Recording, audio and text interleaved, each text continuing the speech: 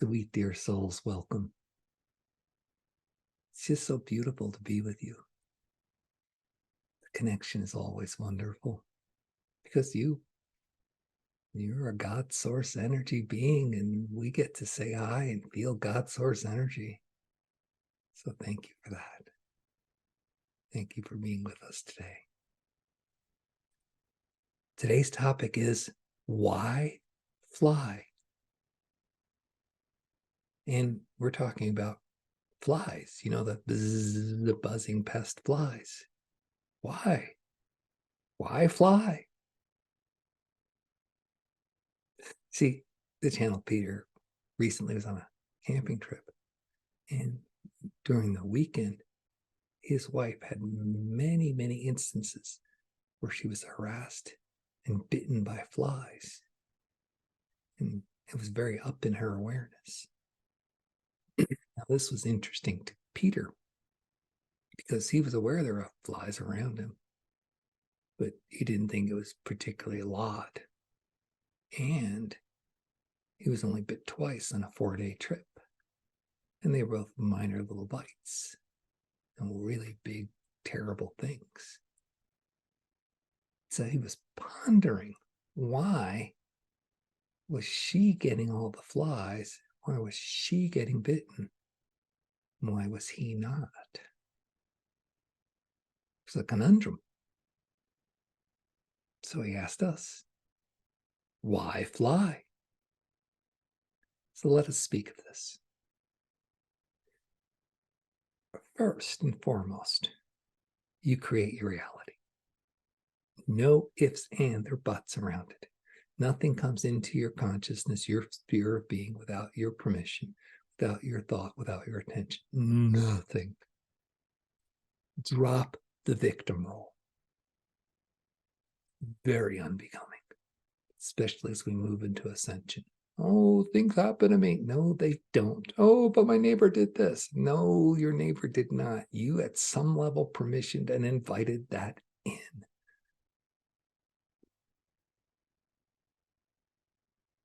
Does that mean I invited in all these flies? Yes, it does. How does that work? Well, first of all, you understand the aspects of co-creation that you embody. And you are a source energy being, that all around you is a reflection of the interior in you. Your consciousness is being reflected by your reality around you. First step. Second step, okay.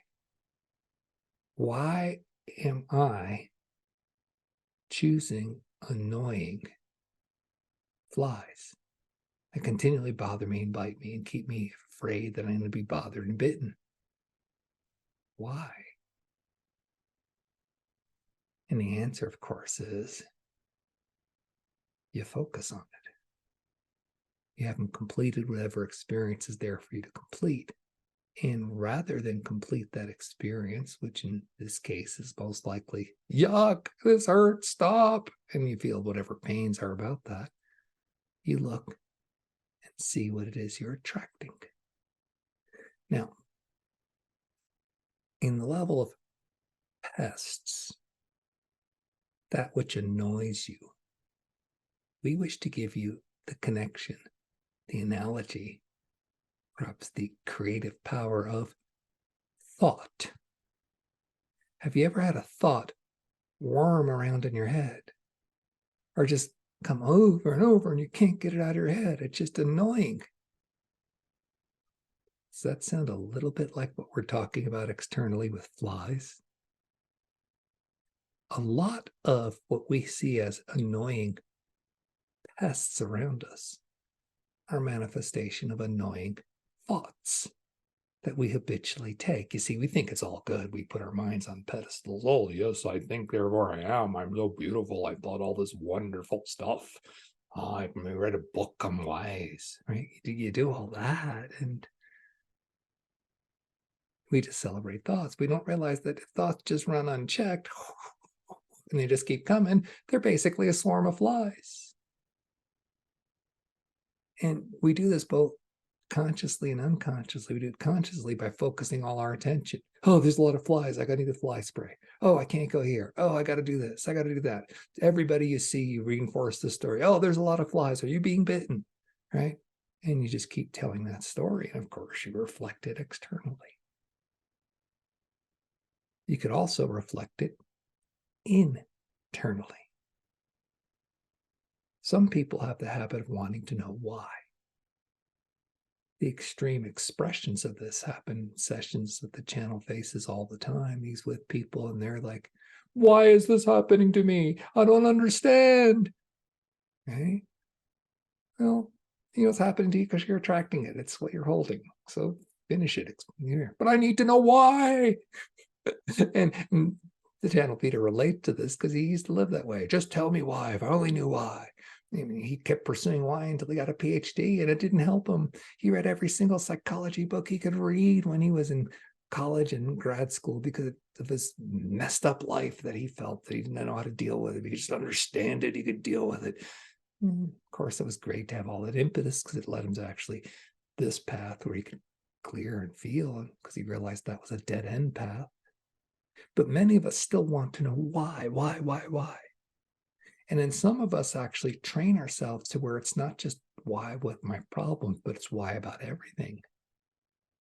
Peter knows people who, instead of having an experience and expressing what's going on with their experience, they'll express a question of why, and then play the mental game of supplying reasons until they're satisfied. Oh, that person walks really strange. They must have something in their leg. Rather than, wow, that's an interesting way to walk, period. Or that's an interesting way to walk. What does that bring up in me? Do I have any emotions about how I walk or how I see other people when they walk, or other people see me when I walk, or fearful that my body's not, whatever, goes on and on, right? So you could play that and go inside, find what the fear is that would lead to the judgment. Not that you're judging a person when you notice that they walk differently. You just notice that they walk differently and it's part of your field. But when you notice they walk differently and then you explain, oh, well, it's because of this, because of that. Or why is traffic less much? It must be at this day of the week, or must be something going on here or something, rather than I'm in traffic and there's a lot of traffic. You see, when you're in traffic and you just acknowledge there's a lot of traffic, then you feel whatever you feel. You clear it over time, probably not in the moment if it's your first time. Then you're just not in traffic as much. Or you're in traffic and you're not bothered by it as much. Just as much a miracle that the same stuff keeps happening, but it doesn't affect you. But it means letting go of, I need to know why. Everything must fit in a box. It must be explained, because my mind will just, whatever it will, if I don't know all these things. And it just becomes a habitual habit. We express ourselves.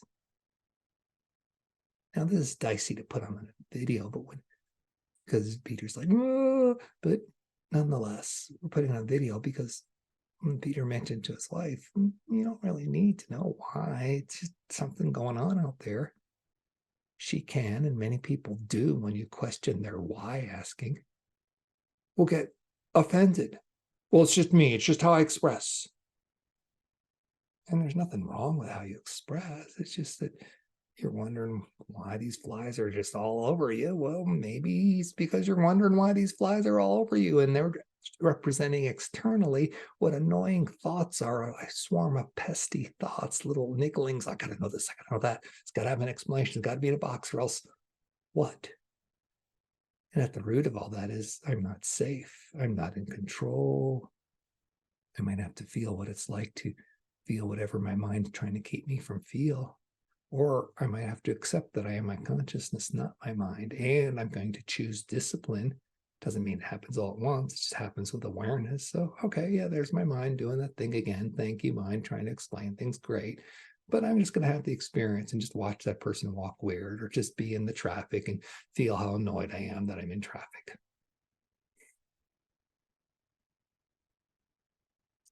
That's why fly. That is what is going on. Experience it rather than explain it.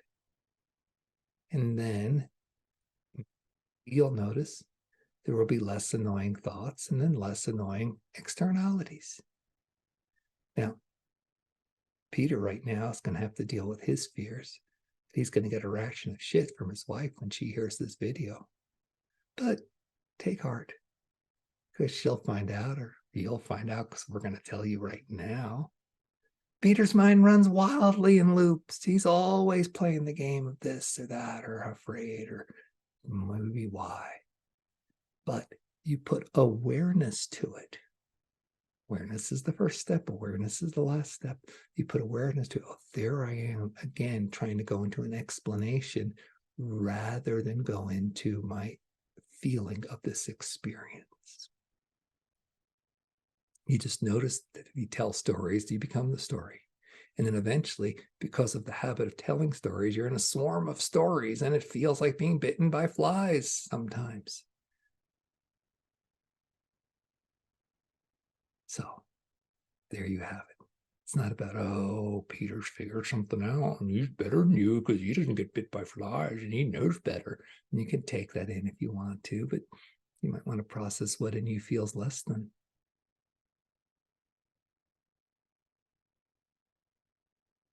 So there you have it.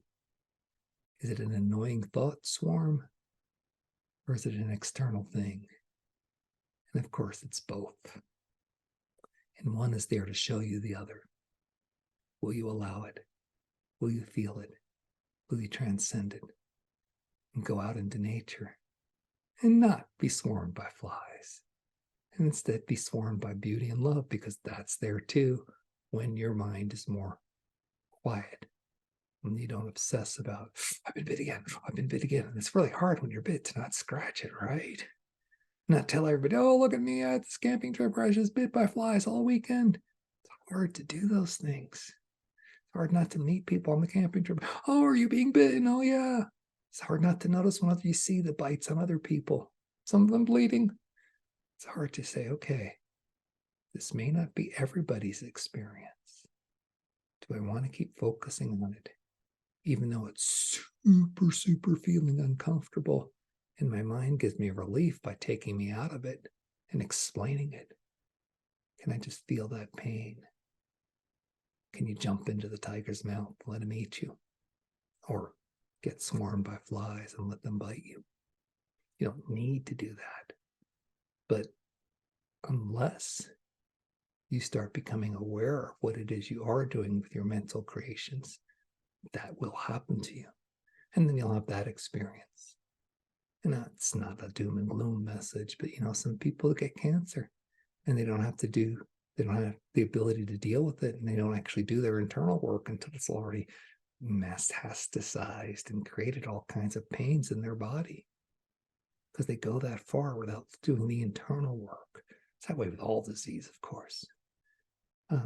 In one sense, you're super lucky if you're only getting bitten by flies before you start saying, oh, maybe I will quiet my mind. Maybe I am creating this.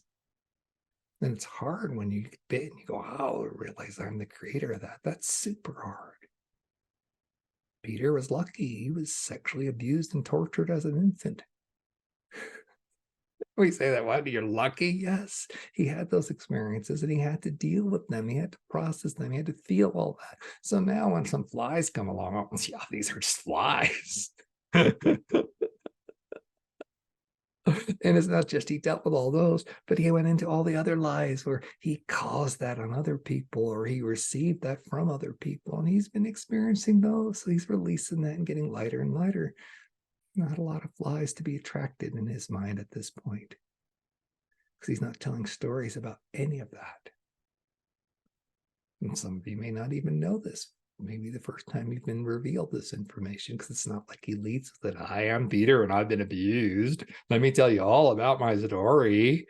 You know how some people are. They're like that. Oh, I just broke up with my girlfriend. Wow. My boyfriend left me. Wow.